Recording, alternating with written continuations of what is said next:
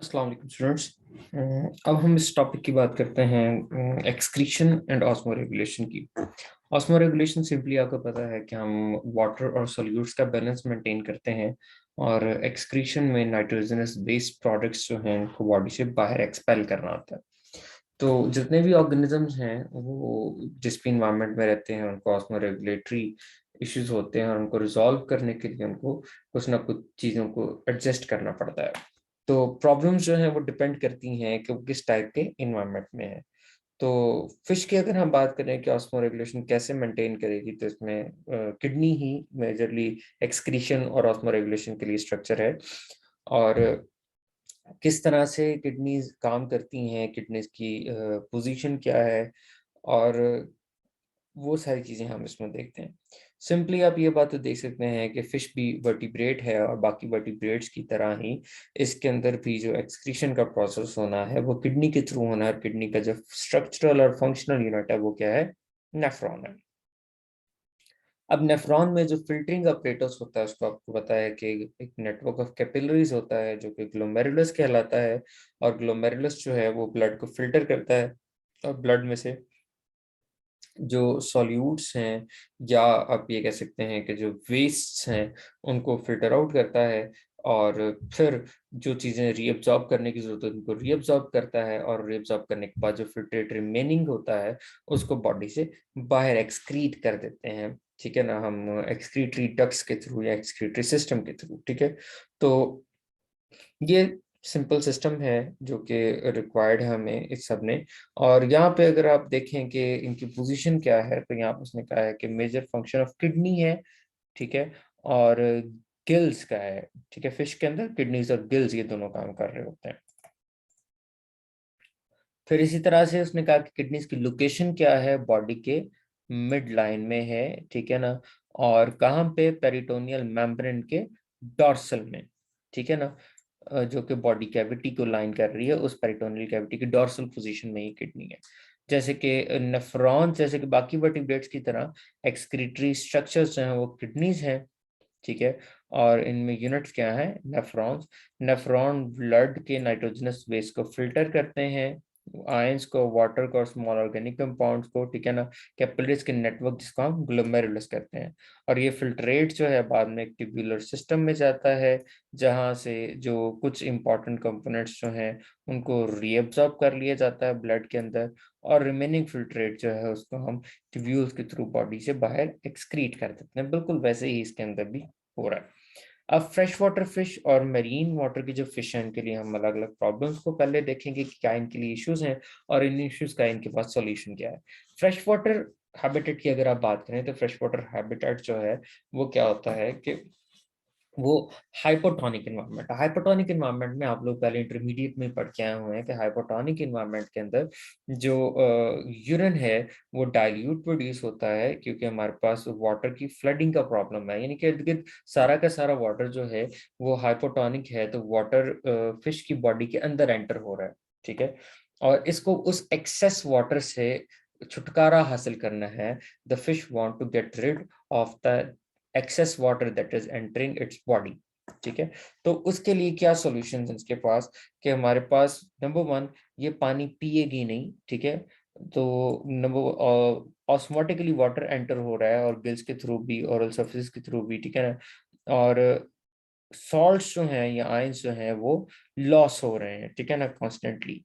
और इसको कंट्रोल करने के लिए, एक्सेस वाटर बिल्टअप को कंट्रोल करने के लिए, लॉस ऑफ आयन को कंट्रोल करने के लिए क्या है कि फ्रेश वाटर फिश पानी नहीं पिएगी, और सिर्फ तब पिएगी जब वो खा रही है।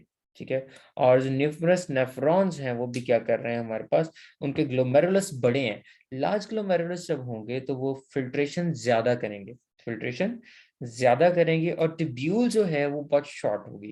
यानी कि इसको रीअब्जॉर्प्शन नहीं करवानी, इसको ज्यादातर क्या करवाना है, क्योंकि रीअब्जॉर्प्शन अगर आप ट्यूब्यूलर नेटवर्क के अंदर देखें, रीअब्जॉर्प्शन ज्यादातर किसकी होती है, वाटर की होती है, जिसका असेंडिंग, जो डिसेंडिंग लिम्ब है और असेंडिंग लिम्ब है सॉल्ट्स की होती है। तो सॉल्ट्स भी असल में वो वाटर की कंजर्वेशन के लिए ही उनको भी यूज करते हैं, कि वाटर उन्हीं को फॉलो करता है, वाटर भी एब्जॉर्ब हो जाता है। तो बिल्कुल वही चीज है, लेकिन यहाँ पे वाटर की रीअब्सॉर्प्शन की जरूरत नहीं है, इसलिए जो ट्यूब्यूल है बहुत शॉर्ट होगी और ग्लोमेरुलस बड़ा होगा, क्योंकि इसने सॉल्ट्स को कंजर्व करना है। जो फिल्ट्रेट आएगा, जो चीजें फिल्टर आउट होती रहेंगी, ज्यादातर जो इलेक्ट्रोलाइट्स हैं, जो इसके अंदर डिजॉल्व सब्सटेंसेस हैं, उनको ये फिल्टर आउट करके उनको बचाते रहेंगे, और जो उसका फ्लूइड बचेगा उसको बॉडी से एक्सपेल करते रहेंगे। ठीक है, तो उसने कहा कि जो नेफ्रॉन्स हैं, ठीक है, इनका ग्लोमेरुलस क्या है, लार्ज है और शॉर्ट ट्यूबुलर सिस्टम है। रीअब्जॉर्प्शन जो है वो बहुत कम चीजों की हो रही है, ठीक है ना। और इसके बाद उसने कहा because tubular system is relatively short, little water reabsorb, ठीक है ना, पानी बहुत कम रीअब्सॉर्ब होगा, और फ्रेश वाटर जो है फिशेस, ये ज्यादा डाइल्यूट यूरिन प्रोड्यूस कर रही होती हैं, ठीक है ना। और आयंस जो हैं वो फिर भी लॉस्ट हो रहे हैं, और उनको कैसे कंपनसेट किया जा रहा है, उनके कंपनसेशन सेशन के लिए एक्टिव ट्रांसपोर्ट हो रही है आयंस की, ठीक है, गिल्स के थ्रू, और हमारे पास उनको कंपनसेट किया जा रहा है। फ्रेश वाटर फिश जो है, कुछ सॉल्ट जो है ये कहाँ से ले रही हैं, अपने फूड के थ्रू भी ले रही हैं, सॉल्टी फूड ले रही हैं, जो कि कंपनसेट कर रहा है जो लॉस ऑफ सॉल्ट्स को। अब मैरीन फिश की प्रॉब्लम्स बिल्कुल अपोजिट है। मैरीन फिश जो है, इनके लिए प्रॉब्लम है सॉल्ट्स। अब जब इर्द गिर्द का एनवायरमेंट जो है वो हाइपरटोनिक है, तो जो इनके हड्डी का वाटर है वो बाहर निकलेगा। इनको वाटर को कंजर्व करना है, सॉल्ट्स को एक्सक्रीट करना है। तो वाटर की कंजर्वेशन के लिए इनकी जो नेफ्रॉन का स्ट्रक्चर है, that would be exactly opposite to the fresh water fish, ठीक है ना। वहां पे जो थे ग्लोमेरुलस का साइज बड़ा था, यहाँ पे ग्लोमेरुलस बहुत ही रिड्यूस्ड होगा, या ऐसा नेफ्रॉन होगा जिसमें ग्लोमेरुलस नहीं है, ठीक है। और जो ट्यूब्यूल है वो बहुत लार्ज होगी। ट्यूब्यूल लार्ज होने का मतलब क्या है कि जो फिल्ट्रेट आएगा उसमें से वाटर की रीअब्जॉर्प्शन बहुत ज्यादा हो जाएगी, ठीक है। और वाटर की एब्जॉर्प्शन ज्यादा होने की वजह से जो एक्सक्रीट करेंगे, बहुत ही कंसंट्रेटेड यूरिन एक्सक्रीट करेंगे ये, ठीक है। कम्बैट लॉ वाटर लॉस, इनका प्रॉब्लम क्या है कि इनको वाटर लॉस को बचाना है, ठीक है ना, और एक्सेस आयंस को जमा होने से भी बचाना है, ठीक है ना। ये कंटिन्यूअसली पानी पीती रहती हैं, ठीक है ना, और उसमें से जो सॉल्ट्स हैं उनको एक्सक्रीट करती रहती हैं, ठीक है ना, डेफिकेशन के थ्रू या एक्टिव ट्रांसपोर्ट के थ्रू गिल सर्फेस के जरिए, ठीक है ना। और इसके अलावा यहाँ पे उसने कहा है कि नेफ्रॉन्स जो है उनके अंदर ग्लोमेरुलस स्मॉल है, लॉन्ग ट्यूब्यूल सिस्टम है, और बहुत कम ब्लड फिल्टर होता है फ्रेश वाटर फिश के मुकाबले में, और वाटर जो है वो क्या हो जाता है कि ज्यादातर कंजर्व हो जाता है, ठीक है ना। और इसके बाद उसने कहा है कि जो एलेस्मोब्रैंक्स हैं, जो कि हमारे पास कार्टिलेजिनस फिश की ग्रुप है, जिसमें हम शार्क्स वगैरह की बात करते हैं, कि बिल्कुल एक अलग टाइप की एडेप्टेशन है। ये क्या कर रहे हैं कि ये जो नाइट्रोजनस वेस्ट है, अमोनिया, उसको यूरिया के अंदर कन्वर्ट कर रहे हैं लिवर में जाके। अब देखें ना, एक्वाटिक ऑर्गेनिजम्स के लिए अमोनिया से यूरिया का बनना ये एक हैरान कुछ चीज है, क्योंकि आमतौर पे ये जो एक्सक्रीशन करते हैं वो अमोनिया की ही फॉर्म में करते हैं, और जो एनर्जी कॉस्ट है कन्वर्जन के लिए उसको बचा लेते हैं, क्योंकि दे हैव एक्सेस वाटर, और ये वाटर को यूज अप कर सकते हैं अमोनिया को एक्सक्रीट करने के लिए। तो इसमें उसने कहा कि ये तो इटसेल्फ अनयूजुअल है, और इसके साथ दूसरी चीज अनयूजुअल क्या है कि ये यूरिया को अपनी टिश्यूज के अंदर एक्यूमुलेट कर लेते हैं, ठीक है।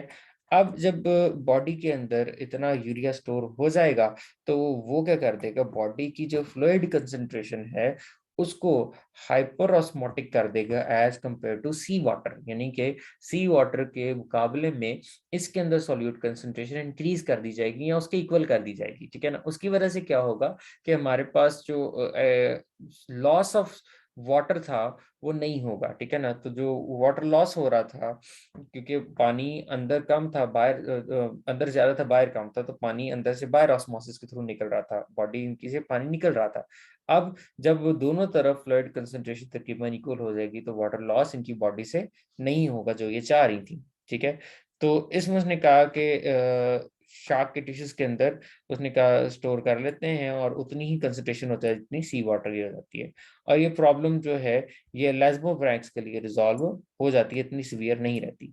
और एनर्जी जो है that does not have to be devoted to water conservation. अब वाटर कंजर्वेशन के लिए जो एनर्जी इन्होंने इस्तेमाल करी थी उसको किसी और काम पे लगा लेंगे, ठीक है ना, वो किसी और इंपॉर्टेंट काम के लिए, रिप्रोडक्शन के लिए, या प्रे को फाइंड करने के लिए, या आप ये कह सकते हैं कि टेरिटोरियल बिहेवियर के लिए, टेरिटोरियल के डिफेंस में किसी ना किसी काम में और इस्तेमाल हो जाएगी। अब ये जो अडेप्टेशन है इसके लिए रिक्वायरमेंट किस चीज़ की है कि यूरिया की टॉलरेंस हो, क्योंकि यूरिया हायर कंसंट्रेशंस में एंजाइम सिस्टम को डिसरप्ट कर सकता है, ठीक है। और उसने कहा कि इसके अलावा ये जो यूनिक एडेप्टेशन लेस्बोब्राइंस की must regulate the ion concentration in their tissues, ion concentration को तो फिर भी रेगुलेट करना पड़ेगा। तो इसके लिए उनको कहा है कि ये आयन की रीअब्जॉर्प्शन के लिए ये इनके गिल्स जो हैं वो हेल्प कर रहे होते हैं, और इनके पास रेक्टल ग्लैंड्स भी होती हैं जो कि एक्टिव ट्रांसपोर्ट के थ्रू जो हैं वो आयंस को स्टोर कर रही हैं, आयंस को ले रही हैं, ठीक है, आयंस को बचा रही हैं, आयंस को एक्सक्रीट कर रही हैं, इन्होंने एक्सक्रीट करना था बल्कि आयंस को। और क्लोएका के नजदीक ही इनको एक्सक्रीट कर, क्लोएका वो सिंगल ओपनिंग है जो कि डाइजेस्टिव और एक्सक्रीटरी वेस्ट के लिए यूज होती है। अब डायड्रोमस फिश जो हैं ये स्पेसिफिक टाइप के फिश हैं जो माइग्रेटरी हैं, जो माइग्रेट करती हैं between fresh water and marine water, ठीक है ना। तो डायड्रोमस फिश जो है यहाँ पे, जैसे मैं आपको साल्मन्स की और जिक्र कर रहा था लैम्प्रेज की, ये वो हैं इसमें आती। और लैम्प्रेज और साल्मन्स जो हैं या फ्रेश वाटर ईल जो हैं ये माइग्रेशंस करती हैं स्पॉनिंग के लिए।